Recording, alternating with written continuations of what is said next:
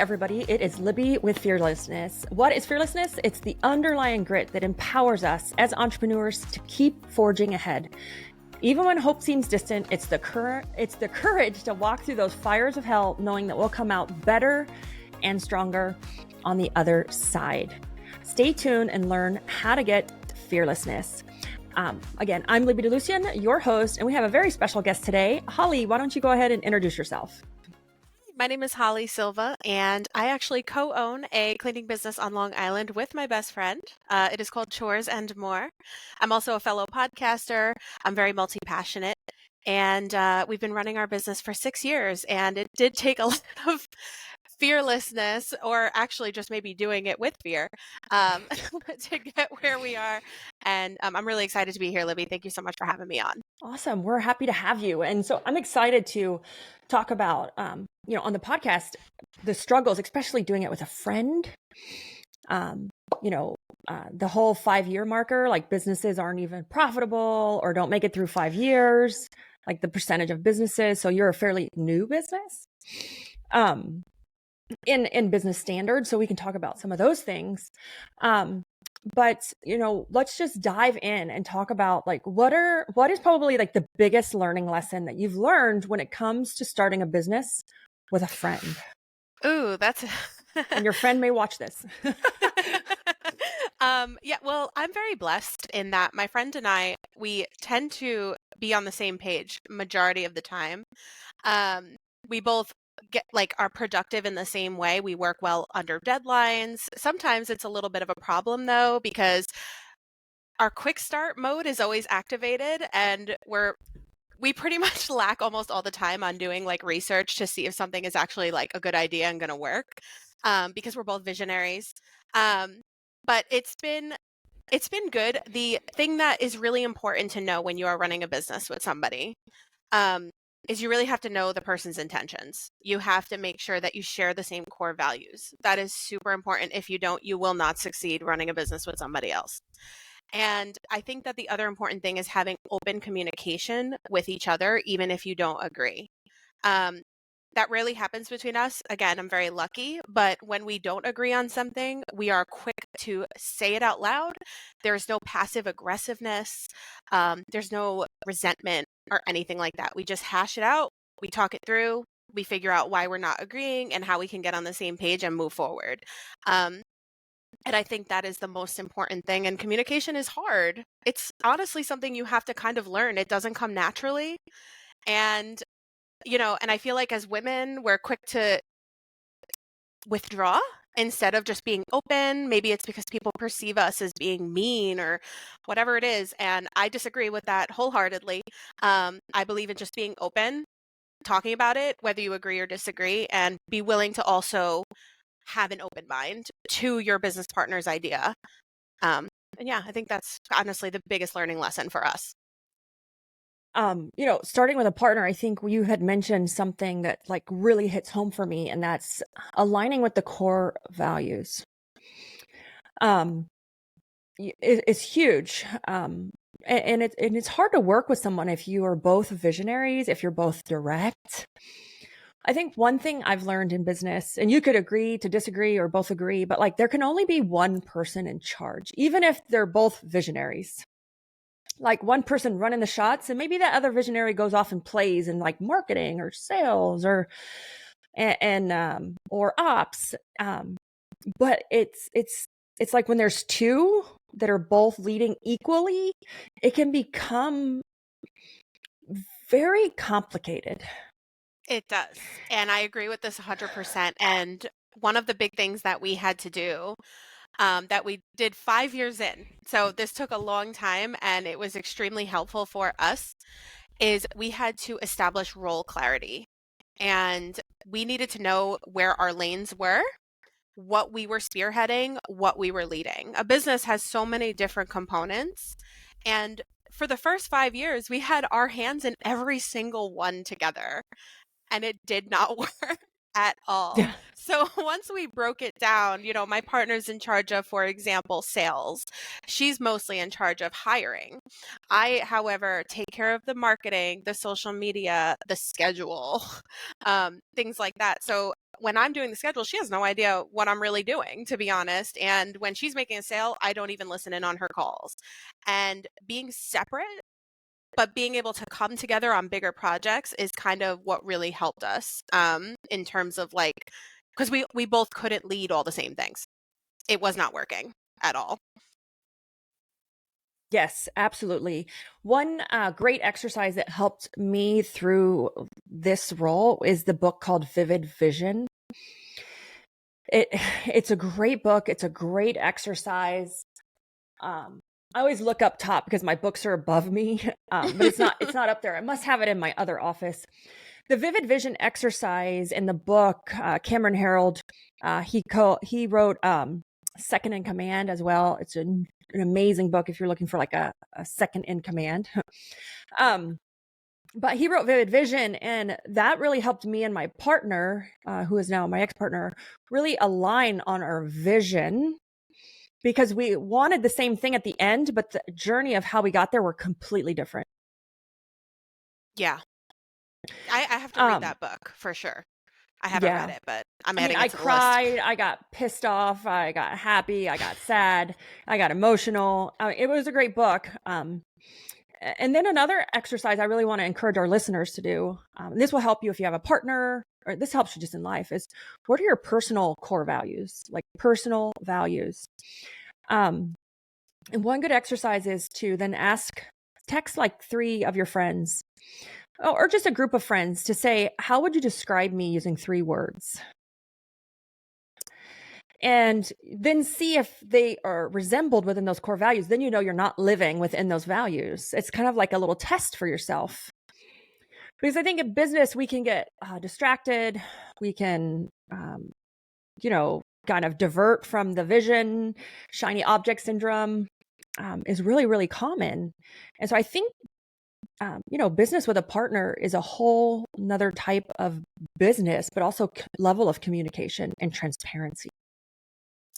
Yeah, I 100% agree. And going back to the core values, I love that you mentioned asking people to describe you. I was just talking to another colleague about this.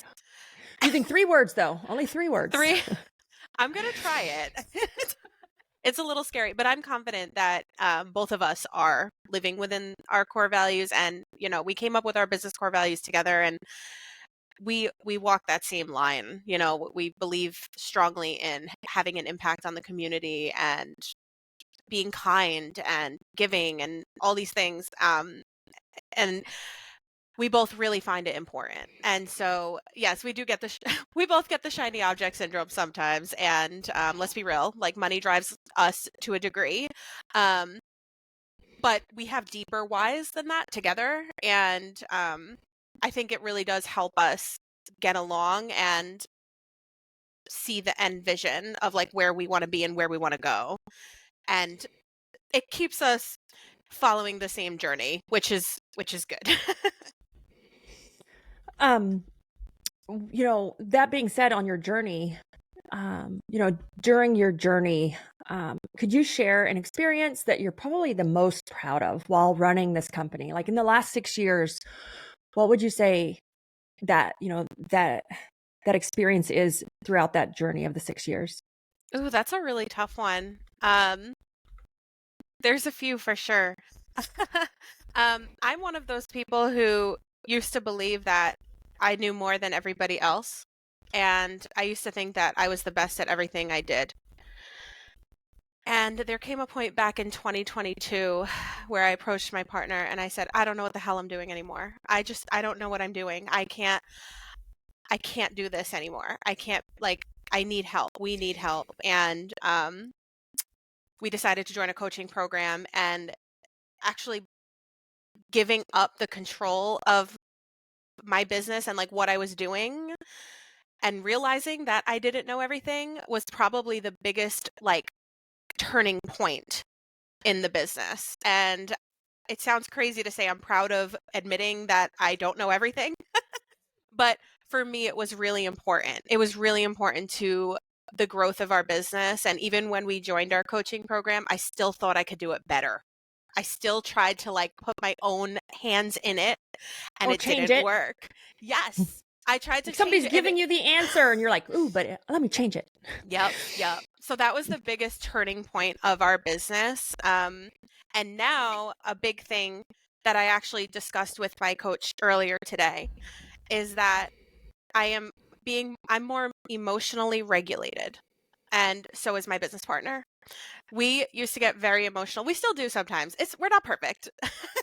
But we are able to put out a fire in our business and do it with like mental clarity and stay emotionally regulated, not let it ruin the whole day, not let it ruin the trajectory of our week.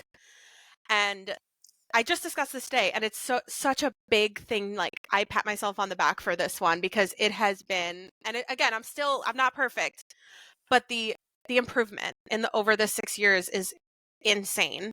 It's insane. I'll have to agree. So I was running late to this podcast and I just said, oh my gosh, I'm running late. I'm so sorry. I was dealing with an employee issue and it was an employee complaint. And I said, oh my gosh, the complaint was like, I don't even know what it was because it was in circles. But the old version of me, and don't get me wrong, I kind of did want to lose it at times during that meeting just now. But the old me would have just lost it. I mean, like, during the meeting now, it's like you've matured emotionally to where you can handle some things of them calling you like you don't listen to nobody. And I'm like, how, if I'm in every meeting and I'm so active and I'm trying so hard, am I coming off this way? I just want to scream like, oh, but the new version of me, like, I'm like, oh, thank you for the feedback. Even though like you're dying inside. It's true. It's true. Like, and you have to, the important thing is to take it, for me anyway. The important thing is, even if I'm like internally screaming at something, I always try to figure out like what can I learn from whatever happened? Like, what can I take away from this, and how can I use what happened to make me a better leader? And leading is one of my passions. It's something I love doing. I love having a team, and I love being their leader and encouraging them and inspiring them and like pushing them to do better and expect more of themselves. Like, I love all that. I live for it. Sometimes though, an employee does something, to put it bluntly, just piss you off. And it's easy to just be angry and be frustrated and put it out there, put that energy out there. And yeah, but for me, it's something I have to consciously do, is like reel it in, 100%. and just say, okay, I'm frustrated, like acknowledge the emotion that you're feeling, of course. You don't want to like bottleneck yourself and bury everything, but say, okay, how could I prevent this, or what could I have done differently, or what can I do differently going forward, like things like that, and just really like think everything through deeply. Absolutely. In your journey over the last 6 years, what would you say is the most challenging, besides the employee things that we were just talking about and the struggles? And those employee things are mainly like me, like, and I think it's because we care so much and we're trying so hard and we don't know what we're doing and we're figuring it out as we go, and we're going to make mistakes. And when they bring us those mistakes that we've made, it kind of hurts more than it upsets. And so we act from hurt versus that emotional place. But in your journey over the last 6 years, what would you say is the thing that was the most challenging that you faced so far? This is still very much a big challenge for me, if I'm being totally honest. And it is setting boundaries in my life. And that is with employees, and that is also with my clients. When I first started my business, it was me and my friend cleaning houses. And so it was easy to let people take advantage. It was easy to say yes to everything, even if it killed us, even if it hurt, even if like we couldn't, there was no way, we still figured out like a way to say yes.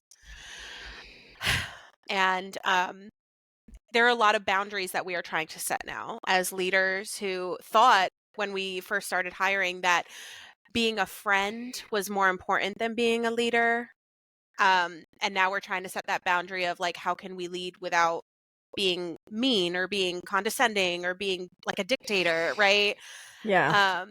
And then, with the clients, like, how can we say no to something, just an unreasonable ask, and set a boundary without seeming like we don't care about them or we don't want to help? You know what I'm saying? So I feel like boundaries in general in my entire life are the hardest challenge everywhere in my life. It's a hard challenge. So one great thing that I've learned over the years is, because I come from sports, played basketball for years, coached basketball. And this is a great analogy, and maybe it will help you and your partner, is that, yes, when we were small, we want them to be family. But at the same time, like, I have family that I'm like, we're blood, but other than that, we're good. And then we have family that we're great. Like, we love them, but we can't choose our family. But if you look at it as like, you want to build a team, you want to be a part of a team with that sports analogy, because teams have so much power because you can choose who's on your team. Yeah. You can't really choose who's in your family. Like, I mean, you can disown your family, but they're still your family. But when you look at it from the sports analogy, like a team, you look at the way basketball teams and football teams are made and how close they are and how much time they spend and how they lift up each other. But also, you have to be accountable to be on that team, because if you're not a great player, you won't be picked. So using that sports analogy, there's a ton of great books on how to build a team. But if you take that philosophy for business, it's great, because you can have that warm feeling, like the feeling of support, but it creates that boundary of like the family versus the team boundary. I'm working on this. I'm actually reading Radical Candor right now. Oh, that's a good book. I have that. Yeah. And it's definitely helping me figure out how to like gain respect, give respect, and do it in a way where we can be just like very real and raw with each other, but not in a way that like is fake or too much or like overstepping and things like that, or like just being rude. It's definitely helping me like with my, even just like down to like my verbiage, like even like just very specific things that I say or the way I say them.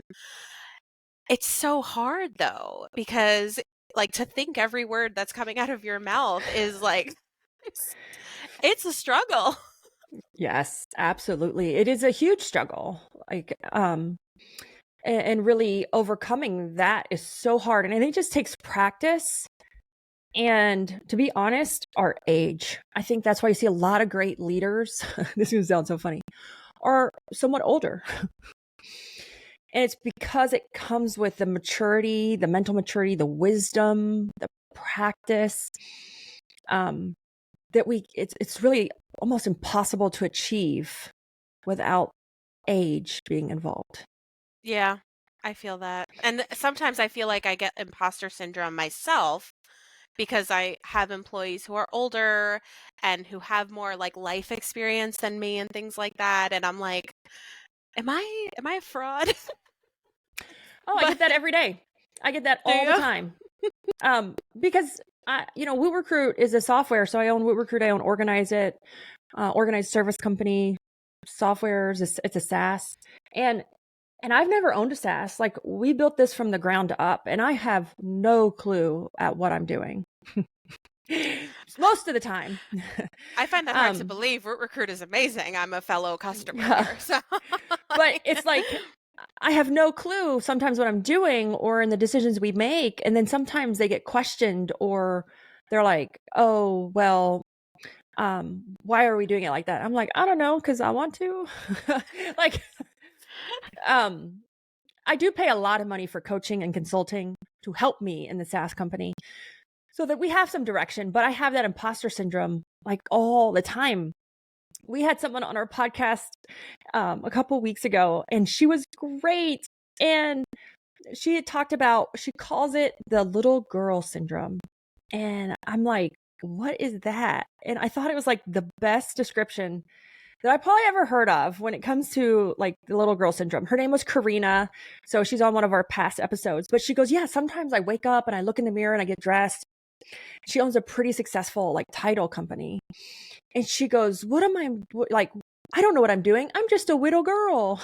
Like, I'm just like, how did I get here?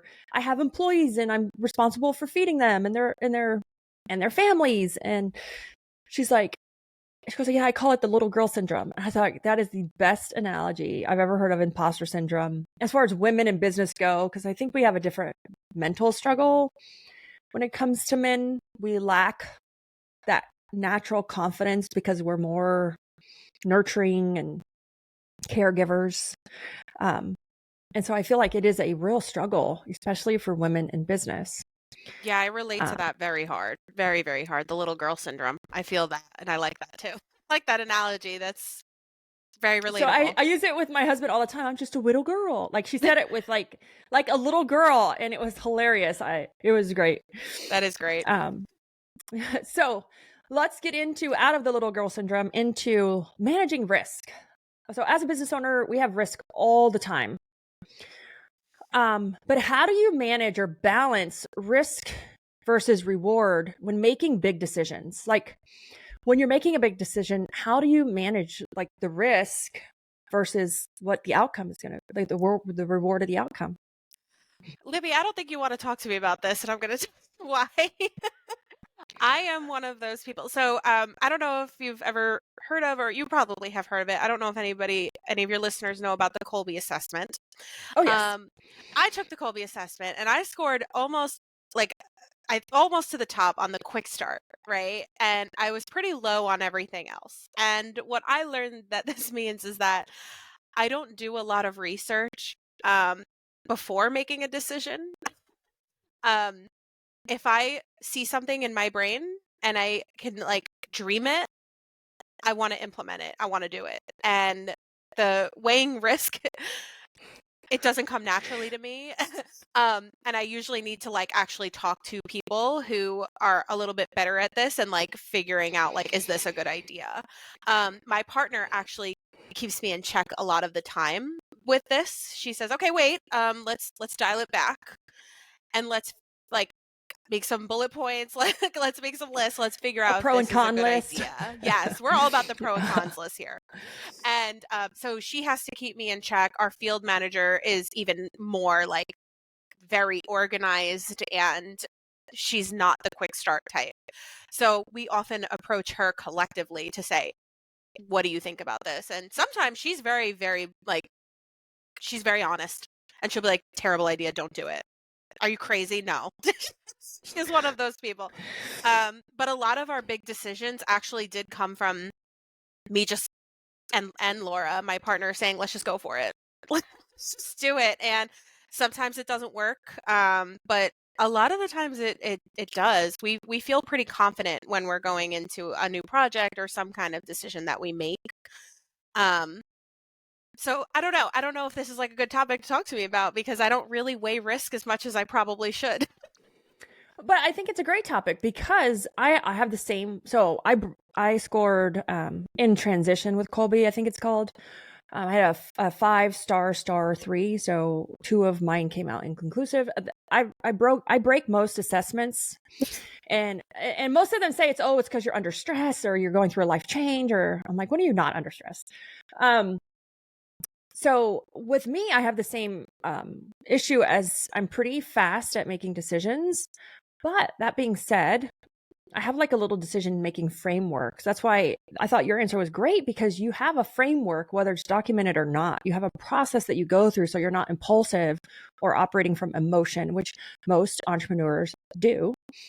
I always sleep on it, but I always talk to someone about it. Not necessarily because I want their feedback. I do, but it's saying it out loud processes it differently in your brain. When you say it out loud, then you start to think about it in a different way versus thinking it to yourself. And so I always talk through it with either, it's going to sound funny, my assistant, Marilyn, or my husband, Chris. We talk through it, and it's just to help me talk through it. Sometimes I love their feedback. Sometimes I don't take it at all.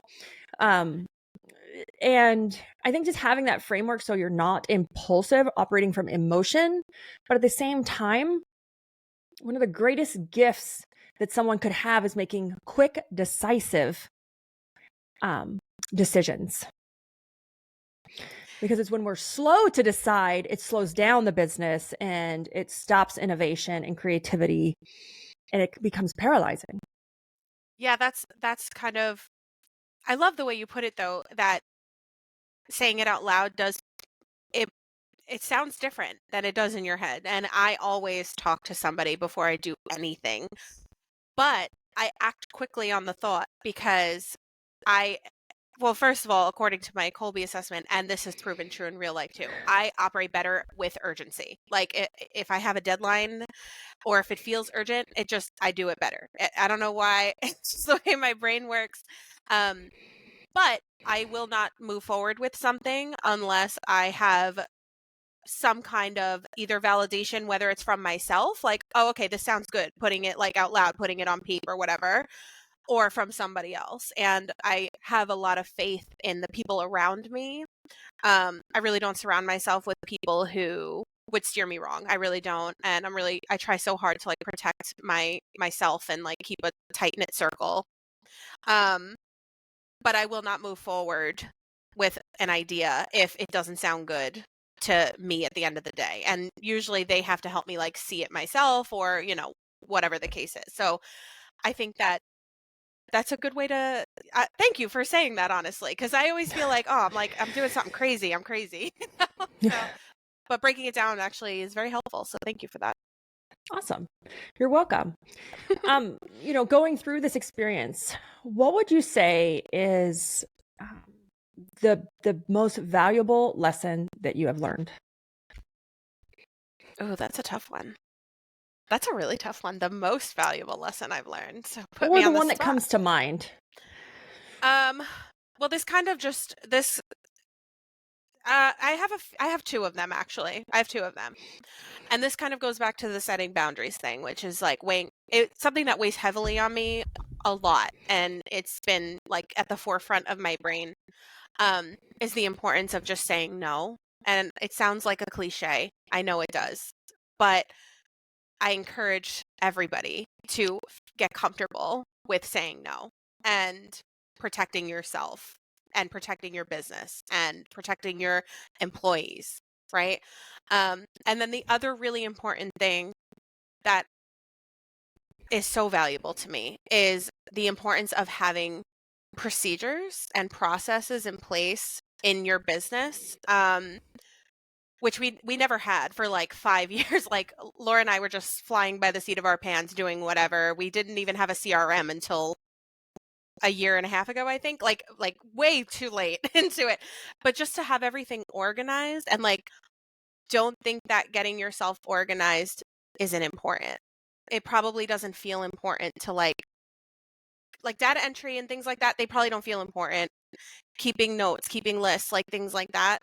It's so important. And to also know like what you're going to do in certain circumstances, like when things happen or, as your business grows, like what are things that what procedures are you going to have in place for your business? And we're still working on that. This is not something we've mastered yet, but it's really important because otherwise I will forget what I'm supposed to be doing every single day and I just won't know. Absolutely. So that's very important. Yes. Yeah. So for me, organizing process and procedures are the things that I love to do. And if you don't, for our listeners, like if you don't have them and you start to incorporate them, you could get some pushback from your employees and staff and leadership because they're used to like not having accountability, like they're used to doing it their way. And so we're experiencing some of that in some of our companies because we're either changing the documentation or it wasn't documented well after we looked at it. And sometimes people don't like change. They just don't like change, whether it's good or bad. Like as humans, we love consistency, but we hate change. But the process would bring consistency. But to incorporate that process, first must create change. So you're going to get pushback from people. So don't let the pushback stop you from doing it. Don't let it slow you down. Don't let you think it's not important. Like when someone says, oh, why do I have to follow this? Or I already know how to do the job. Because it's going to create consistency in that role and scalability for your company in the future. But it's so, so important to have things documented. That's my jam. Like, don't even get me started. So love that topic. when it comes to staying motivated, like innovative, how do you stay motivated to just continually stay in it, to continually innovate? This is a hard question. This is also something I struggle with. But I've had a lot of conversations with a lot of people, and there are a few things that are important to me. And one of them hugely is having a work-life balance. It is huge. And you know the saying, you can't pour from an empty cup. When I am working all day, every day, my cup is completely empty. And taking time with my family for self-care. Self-care is so, so important. And it's different for everybody. It could be something simple, like going for a run in the morning, or it could be something bigger, like going on a vacation. Like there are different kinds of self-care that work for everybody. It could be as simple as putting on makeup in the morning. That's actually a very big form of self-care for me. Um, Taking time to practice self-care, taking time for yourself, taking time away from your business and separating it is huge for me. If I work all the time, I experience major burnout and I will spiral, and I've done it before. And then you start to resent your business and you start to resent your job, and you get frustrated, and I've been there. So the biggest way for me to stay motivated is actually to not work all the time. It sounds so counter like intuitive, but it's Yeah, true. It's really important. So you're funny because it is very important.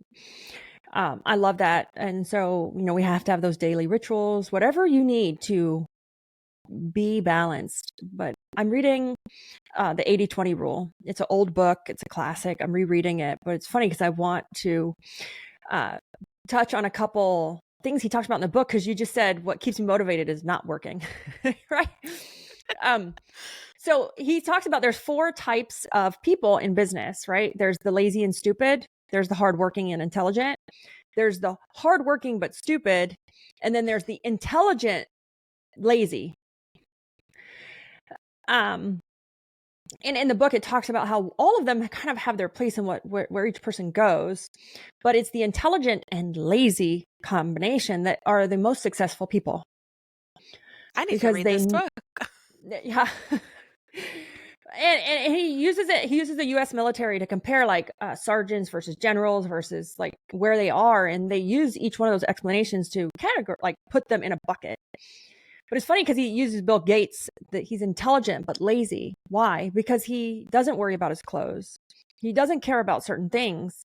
He's intelligent and very good at a very specific thing, and that's it. But he's lazy, like in other areas of life that people would call him like lazy or boring. But he also works very little because he needs that to then work very deeply at the thing he's good at. It's that specialized role. But I love the category. So like, to be more successful, I have to be lazier. It's a joke, but it was in the book. It's kind of true though. Like you can't, like you're gonna burn out if you're working, if you're giving your business like 80 to 100 hours a week, you're just not, you can't, you physically and mentally and emotionally cannot. So you do need to save your like brain power and what you're, and like don't try to do everything. Don't do it all the time. Delegation is like so big for me right now, Yeah. And the reason too the lazy part comes in, he says, it's because when we've had the best times in our life, the best ideas, it's because our mind was clear.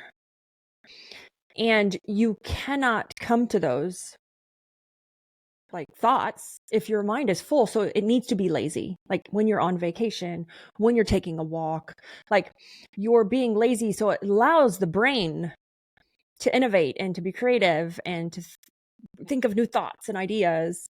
And so you have to be lazy to get to that level.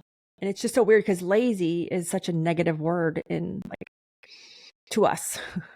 Yeah, I find that, and I do this sometimes. I do this more than I'd like to admit. I beat myself up when I'm not constantly like doing something that someone would consider productive, something on the business, working on the website, working on my personal brand, all these things. But it is so important to sometimes just take time, go out to dinner with a loved one, go on that walk, go, take a long bath, watch a Netflix show. Like, sometimes it does mean that you just need to like relax and turn it off, take time to meditate and things like that. But it's easy for people, and I'm sure some of your listeners might be like, oh, no, like I'm not, no, I'm going to work forever and just, I need to be productive 24/7. But sometimes taking time off is productive for you and for your brain, and it leads to like better productivity in the long run in your business and honestly in any project that you're doing. So I Absolutely. love it. I love it. Okay. So our last question is, through your journey, what would you have done differently knowing what you know now? This is an easy one for sure. I would have definitely I would have found a mentor like way earlier, trying to do it on my own. And we started our business with no money, no business education. I mean, we both have bachelor's degrees, but mine's in journalism. Hers is in acting. I mean, way out of left field to do this. But we thought we were like, oh, we got that. Like a cleaning business, that's easy. We got It's this. easy. Like, it's easy. It's cheap. Right? Like a joke. But to just seek out help earlier on would have been the number one thing I would have did differently. And I think I would have avoided a lot of the chaos that we endured. And like it would have to be a whole other podcast episode if y'all wanted the tea on that, because there was just a lot of chaos in our company. And I cringe thinking about all the stuff we've been through and we let people do to us. And I feel like a mentor early on would have really just saved us from all that. So to have a mentor, even the best mentors have mentors. So 100%.